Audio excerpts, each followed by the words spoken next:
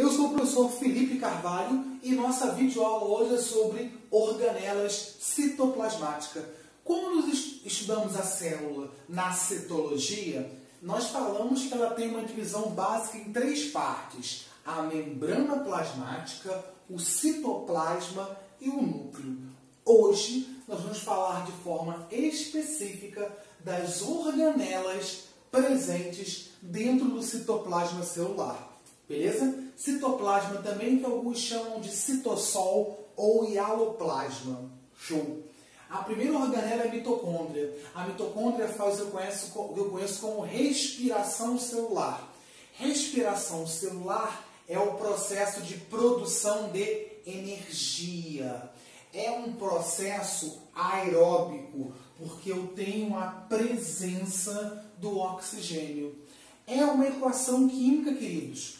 Toda equação química tem reagentes que formam produtos, certo? Então, nesse caso, na produção energética, eu tenho a glicose e o oxigênio como reagentes que vão formar como produtos o dióxido de carbono, o CO2, a água e o ATP. O ATP é como nós falamos na biologia, que é adenosina trifosfato, tá?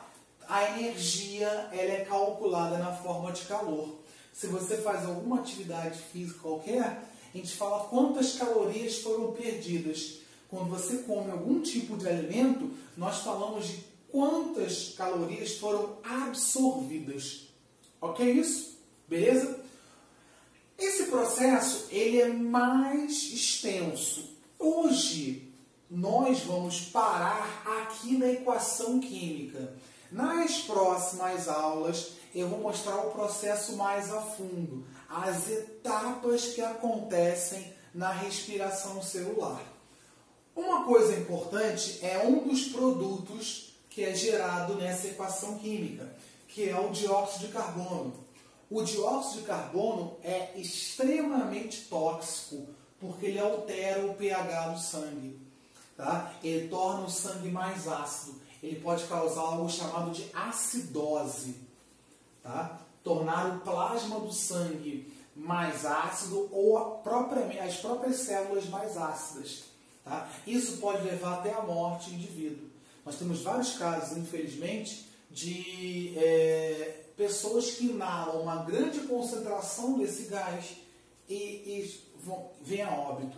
Tá? Beleza? A segunda organela são os plastos ou cloroplasto.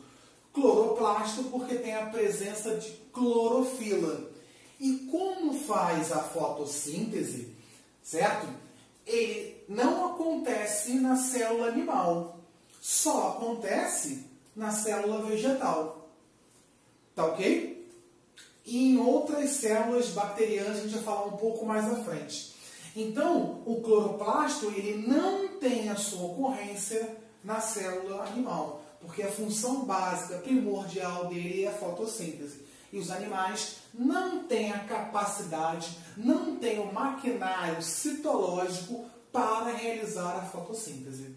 O que é a fotossíntese, Felipe? A fotossíntese é o processo de transformação de matéria inorgânica em matéria orgânica. Então, é coletado lá via raiz, é absorvido via raiz água e sais minerais, pela folha chega o dióxido de carbono, eles reagem por ação da luz e produz a glicose e o oxigênio, ou seja, matéria inorgânica dando origem à matéria orgânica.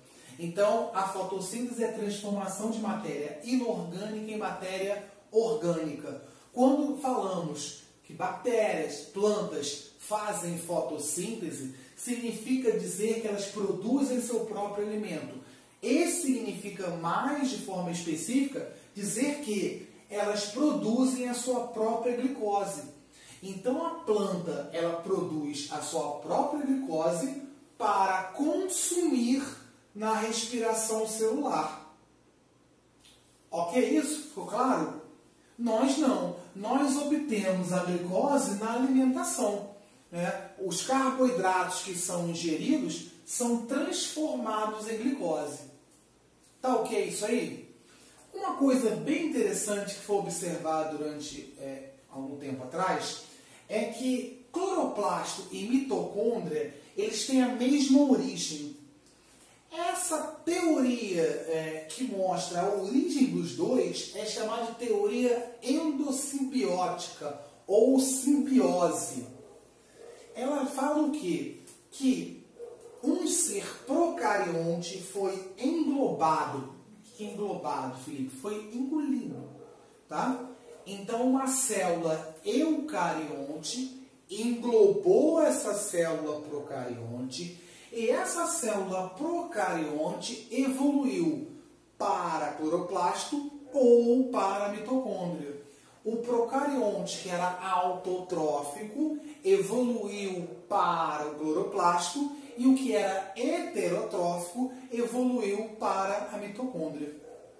Tá, Felipe, mas como é que você consegue argumentar com isso? Quais são as evidências, comprovações dessa teoria? Estão aqui.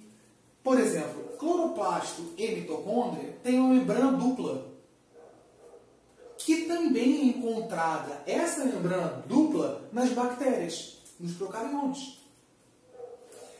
Os ribossomos de mitocôndrias e cloroplasto são iguais aos ribossomos dos procariontes.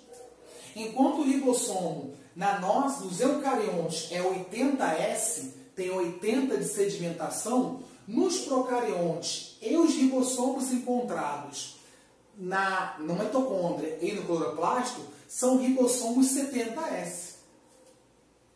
Ok, isso aí? Beleza? Tá? Além disso, existe um DNA próprio.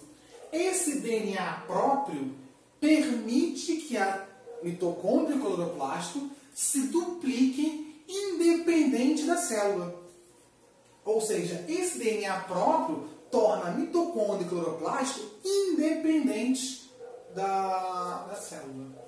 Uma coisa importante que frequentemente cai é o DNA mitocondrial.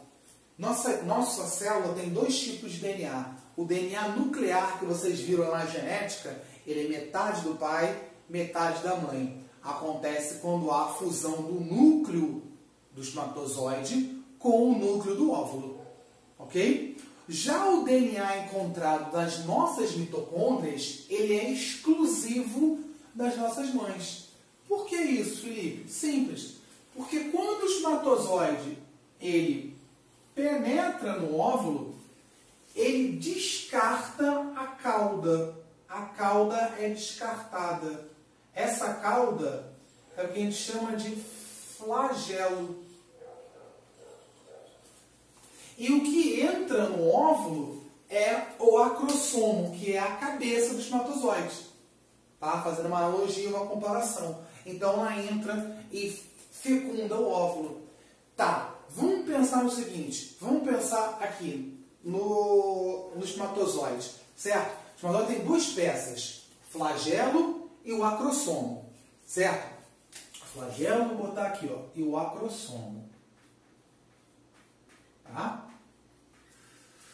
Queridos, vamos pensar no seguinte. Qual é a função do flagelo? Essa caudinha não tem função de locomoção do espermatozoide?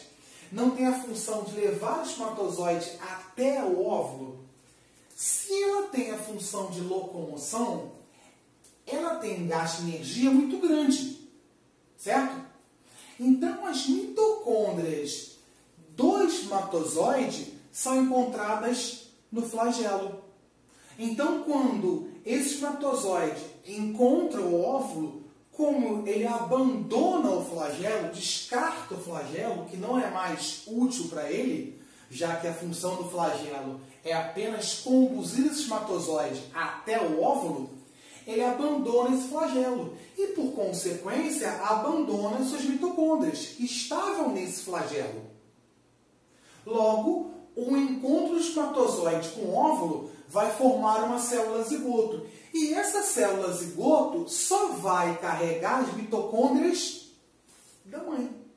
Porque a do pai foi descartada no flagelo. Por isso que o DNA mitocondrial é exclusivo materno. Então, se cair uma prova, uma doença ligada ao DNA mitocondrial ocorre na mãe, certo? A mãe é afetada por essa doença. Qual a probabilidade das crianças, menino e menina, serem afetados por essa doença? A probabilidade é 100%. Tá? A probabilidade é 100%. Porque não há fusão, não há troca de material genético, não há combinação como acontece no nuclear. Nesse caso, o DNA mitocondrial é exclusivo da mãe. Ok? Beleza? Vamos continuar falando de outras organelas? Lisossomos. Lisossomos fazem a digestão intracelular. Então, todo o material que entra dentro da célula, quando esse material que entra dentro da célula é sólido, nós falamos que ocorre uma fagocitose. E quando esse material que entra na célula é líquido, nós falamos de pinocitose. Tanto na fagocitose quanto na pinocitose, tá? Quando esse material entra, os lisossomos atacam para fazer a digestão desse material. Não só nas substâncias que entram, mas, por exemplo, eu tenho um tipo de célula chamada de macrófago, que é uma célula de defesa. Esse macrófago, como é que ele faz a defesa do organismo? Ele engole o parasita. Engole e digere esse parasita. Então, essas células dos macrófagos são ricas em lisossomos.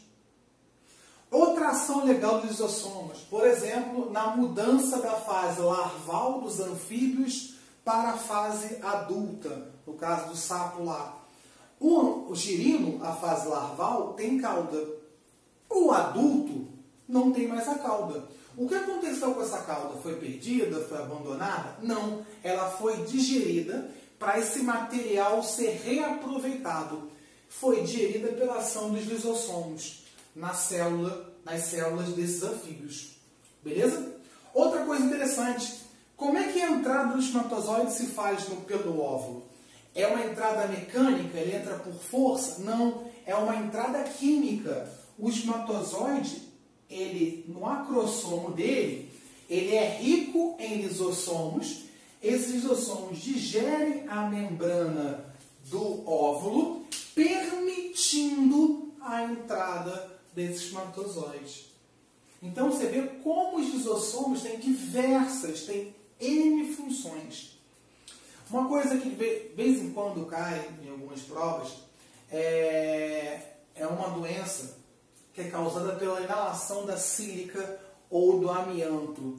O amianto ele foi proibido, o Supremo Tribunal Federal proibiu, né, a produtos, né, da indústria terem o amianto na sua composição. Onde é que o amianto era encontrado, Felipe? Principalmente em telhas, caixa d'água, você encontrava o amianto, certo? O STF proibiu. Por quê?